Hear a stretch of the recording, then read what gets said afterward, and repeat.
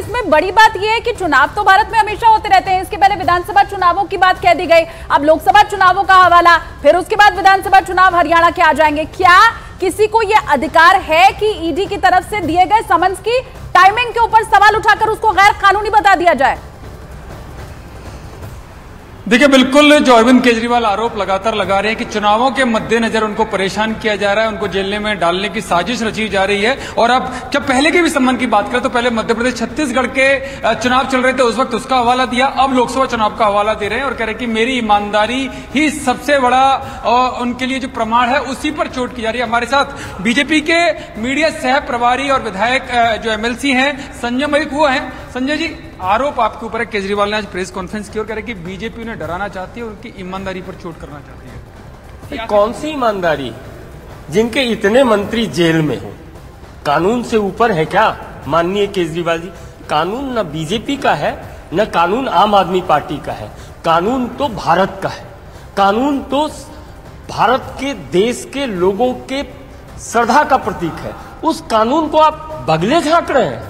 कौन सी ईमानदारी, कैसी ईमानदारी भाई? हाथ कंगन को आरसी क्या, पढ़े लिखे को फारसी क्या? विजय नायर की वकालत कर रहे हैं। हु इज विजय नायर? कौन है विजय नायर? सारी जनता जानती है कि विजय नायर कौन है। मनीष सिसोदिया जी आबकारी मंत्री हैं, ये दिल्ली की जनता जानती है, देश की जनता जानती है। उनका आरोप है कि लोकसभा चुनाव में केजरीवाल प्रचार न कर पाए, इस वजह से आप पूछताछ के बहाने बुलवाना चाहते हो, फिर गिरफ्तार कर लोगे, जिससे मनीष सिसोदिया क्यों किया, संजय सिंह को किया। पूज्य अन्ना हजारे जी के साथ घूम घूम के जो दगा किया माननीय केजरीवाल साहब ने, अब ताली कप्तान को तो गाली भी तो कप्तान को मिलेगा। घोटाले के सरताज तो वही बनेंगे ना। यदि वो कप्तान है तो जवाबदेही लेनी चाहिए कि कैसे घोटाला हुआ, इतने पैसे गए कहां। और सिसोदिया साहब, सत्येंद्र जैन जी और विजय नायर जी, जिन लोगों का महिमा मंडन कर रहे थे माननीय केजरीवाल जी, उनके महिमा मंडन के पीछे का राज क्या है? लेकिन संजय जी, एक भी पैसा नहीं मिला होगा, छापे पे छापे पड़ गए, एक पैसा नहीं मिला, तो किस तरह का भ्रष्टाचार? न्यायालय के प्रति आस्था है क्या?